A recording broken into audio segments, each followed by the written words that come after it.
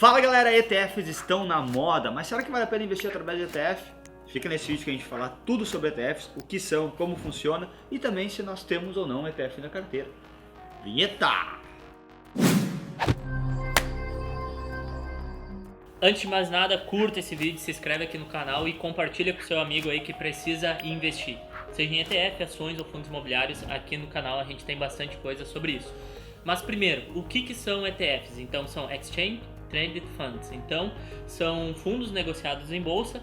Então se a gente for ver assim de uma forma mais simples, é uma cesta aí de ações, de ativos, onde a gente, através de uma cota, a gente consegue estar exposto a diversas ações ou ativos, tá? Então, por exemplo, a gente vai ter o BOVA11, que é um ETF aqui do Brasil, que replica aí, que tem as maiores empresas da bolsa do mercado de capitais aqui do Brasil. Então a gente consegue investir ali com uma cota, com um valor mais baixo e diversificar nosso patrimônio, tá? Essa classe de ativo ela vale tanto aqui para o Brasil quanto nos Estados Unidos. Então ETF aqui no Brasil e nos Estados Unidos é a mesma coisa em relação a essa classificação e de que forma funciona, tá? Então, quais as diferenças? Então, aqui no Brasil, o ETF ele não paga dividendos. Além disso, em qualquer venda que a gente faça e que a gente tenha lucro em ETF, a gente vai pagar imposto de renda. Então, 15% de imposto de renda.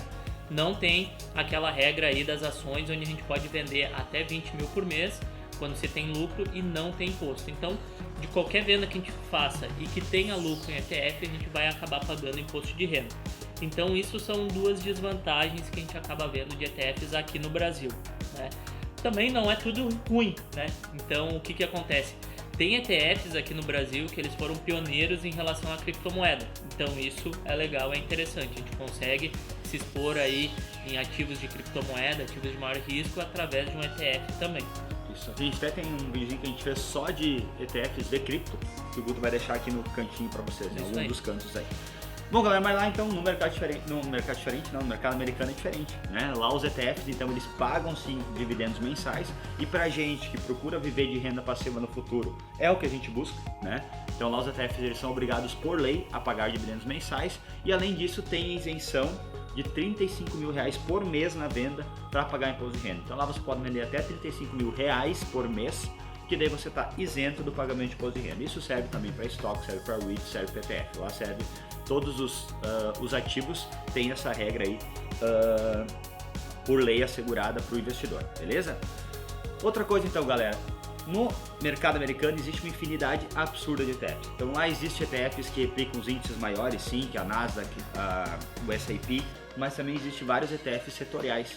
Então tu pode investir em alguns ETFs do setor de saúde, do setor de infraestrutura, do setor de cannabis, do setor de games, enfim, lá é uma infinidade. Eu não me lembro agora a quantidade exata, mas são milhares de ETFs que existem lá e que a gente, como investidor, pode ter acesso investindo diretamente nos Estados Unidos, tá? Por esses motivos, galera, a gente prefere, a gente não gosta, na verdade, dos ETFs aqui no Brasil, né? O nosso objetivo é renda passiva, os ETFs aqui não pagam renda passiva, eles até recebem dividendos, mas eles retêm dentro do ETF, então eles não pagam para o investidor.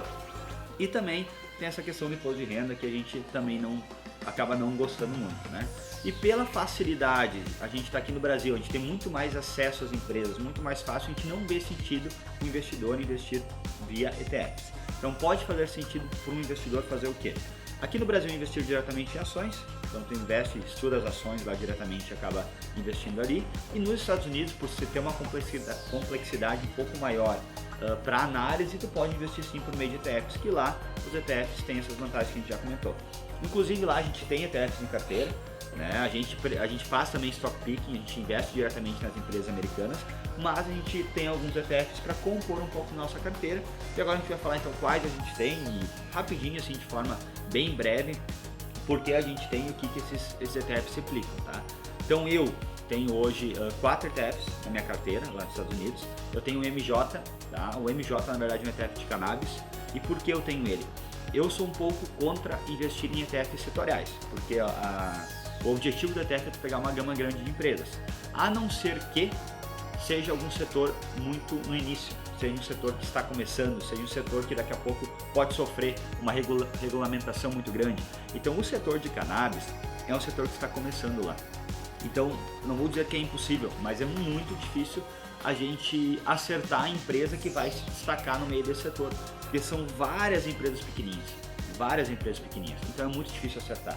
Então, neste caso, eu acredito que o setor cada vez vai crescer mais, né? Já está sendo usado muito para fim medicinal, o governo já está regulando em vários países, várias cidades, o uso do cannabis. Então eu acredito que sim, é um setor que tem muito a crescer ainda, mas como tem essa dificuldade de acertar a empresa, aí eu acho que faz sentido investir através do ETF, que a gente pega aí uma gama, uma cesta de empresas que estão dentro ali desse setor, desse segmento, né? Tenho também o IJS e o VBR. O que são esses dois ETFs? Historicamente, se a gente vai pegar um estudo amplo aí, desde o início ali da Bolsa de Valores, a gente vê que as melhores empresas que performaram ao longo do tempo de forma conjunta são as small caps de valor. Tá? Então o que isso quer dizer? São as empresas menores e que têm um foco em criar valor, não tanto em crescimento, não são aquelas que têm aquele crescimento abrupto, assim, né, forçando muito o crescimento, pegando alavancado, pegando crédito. São as empresas que sim, são small caps, são pequenas, estão crescendo, mas de forma mais segura. Elas crescem de forma mais organizada. Então, se a gente pega um conjunto de empresas, em cestas de empresas, essas são as empresas que mais se valorizaram ao longo do tempo. E esses dois ETFs replicam exatamente isso, né? O IJS ali, deixa eu ver aqui só para mim não falar bobagem para vocês. Exato, o IJS ele pega somente as small caps mesmo, tá? Então ele tem ali na faixa de 450 a 500 ativos dentro, e aí pegam somente as small caps de valor, e o VBR pega as mid caps também, que são as empresas menores ainda. Então por isso faz sentido ter os dois, porque o VBR tem em torno de 900 empresas, então é aí o dobro de empresas que tem o IJS, e por ter essa pequena diferença entre os dois, em termos de índice que eles replicam, vale a pena, na minha concepção, ter os dois aí para compor minha carteira. Além disso, eu também tenho o VNQI, só que esse VNQI o Thiago também tem, ele vai explicar depois aí para vocês. É interessante que eles conseguem diversificar, investir em empresas menores, que teoricamente tem um risco um pouco maior que empresas maiores, e de uma forma diversificada, então reduzindo o seu risco. Então é uma possibilidade. ETFs também é uma boa oportunidade para a gente começar a estar exposto ao exterior. Então, como já nos comentou antes, tem uma infinidade de ativos. A gente não tem tantas informações quanto a gente tem de ações aqui no Brasil, de empresas no Brasil. A gente não tem tanto contato com essas empresas, então aqui no Brasil a gente conhece as empresas, às vezes é cliente, tem contato, conhece, consegue ver como é que é os processos, como é que é o atendimento. Então lá dificulta um pouco mais. Então a gente investir através de ETF nos ajuda. E foi assim que eu comecei. Então se a gente for ver ali na minha carteira, eu vou ter IVV, então, que é um ETF que ele replica, né, o S&P 500, as maiores empresas da Bolsa dos Estados Unidos. Então, inicialmente, em vez de entrar dentro e escolher ou conseguir diversificar meu patrimônio, porque também às vezes não é muito fácil, vou investir no exterior e vou conseguir diversificar já com um valor alto. Então, dá para ir começando através de um ETF tipo o IVV, que replica, né, o S&P 500. Depois, vou ter também o IJS, que o Jonas já explicou. Vou ter então o VNQI. O VNQI o que é? Ele vai investir em REITs, em empresas do setor imobiliário, né, só que fora dos Estados Unidos, né? Então é uma forma de se expor ao mercado imobiliário fora dos Estados Unidos. Então não entra em empresas dos Estados Unidos. E aqui as principais empresas, né, os principais países são o Japão com 20,96%, Hong Kong 16% e Austrália 10,35%. Você até pode botar na tela, né? Isso, pode botar na tela aqui. Então tem outros países aí, Alemanha, Suécia, Canadá, então ele consegue estar bem diversificado de modo global no setor de imobiliário. E também tem o VNQ, que é da mesma forma, ele é um ETF de rates, só que daí pega só Estados Unidos, né? Claro que é interessante a gente também investir escolhendo os próprios rates e tendo ali uma rentabilidade até maior.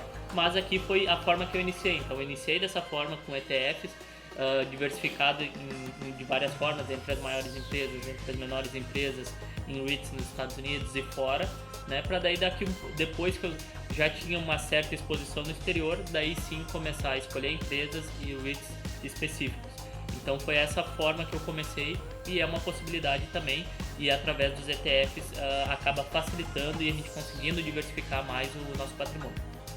Isso aí, galera, não se esqueça, se inscreva no nosso canal, ative o sininho e curta esse vídeo aqui, que é muito importante pra gente. E mande pros amigos de vocês que ainda não investem. E nos acompanhem em todas as redes sociais, @sejamroxo. Show. tendência é mais forte. Subir a sobrancelha do Guto aqui.